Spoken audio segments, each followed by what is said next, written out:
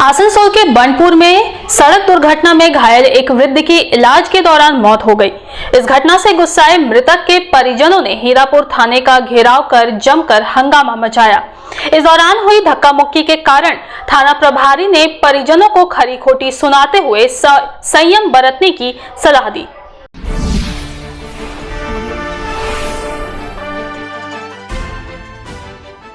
आसनसोल के बनपुर में सड़क दुर्घटना में घायल एक वृद्ध की इलाज के क्रम में मौत हो गई।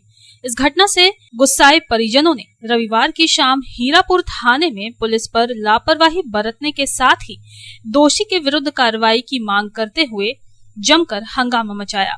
हंगामा इतना बढ़ गया कि पुलिस कर्मियों को हंगामा कर रहे परिजनों को थाने से बाहर निकालने पर मजबूर होना पड़ा। यही नहीं बल्कि इस बीच हुई धक्का मुक्की के कारण गुस्साए थाना प्रभारी ने भी परिजनों को खूब खरी खोटी सुनाते हुए संयम बरतने की सलाह दी, जिस कारण थाने के बाहर सड़क पर लोगों की भारी भीड़ जमा हो गई।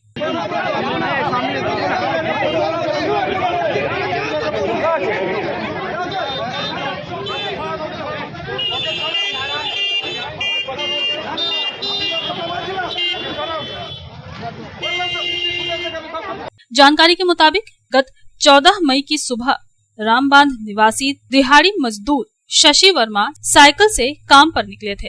इसी दौरान बनपुर क्रिकेट क्लब के समीप एक तेज रफ्तार बाइक ने उन्हें टक्कर मार दी और साथ ही अन्य लोगों को भी टक्कर मारी। स्थानीय लोगों की सहायता से इस हादसे में घायल लोगों को इलाज के लिए बनपुर अस्पताल ले जाया गया, जहां शशि वर्मा के सिर पर गंभीर चोट लगने तथा हालात बिगड़ने पर प्राथमिक उपचार के बाद दुर्गापुर स्थित एक अस्पताल में रेफर कर दिया गया। वहीं रविवार की सुबह इलाज के क्रम में उनकी मौत हो गई। इस घटना से गुस्साए परिजन शव को एम्बुलेंस में लेकर हीरापुर थाने पहुंचे और पुलिस पर बाइक सवार दोषी को बचाने एवं एफआईआर दर्ज न करने का आरोप लगाते हुए हंगामा किया।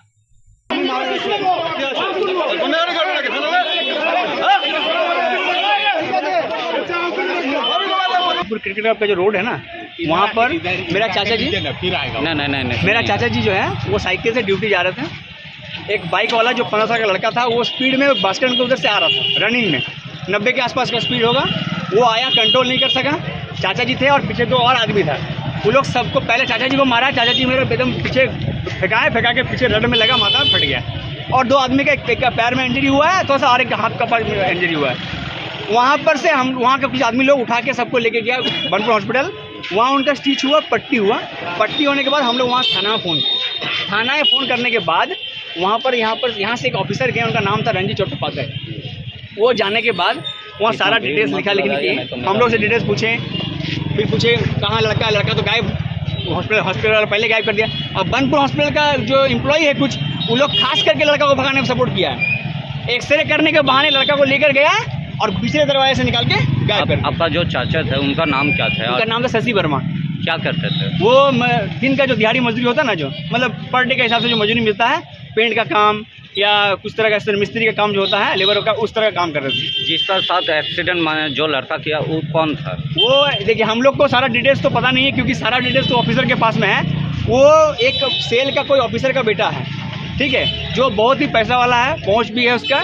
वो पैसा और पहुँच का ही पावर दिखाया, क्योंकि जो ऑफिसर डिटेल्स लिखा, वो डिटेल्स लिखने के बाद सारा चीज लोग देख लिया। हम लोग जब पूछने के कि हम लोग का कुछ बताइए डिटेल्स, हम लोग एफआईआर नहीं होगा।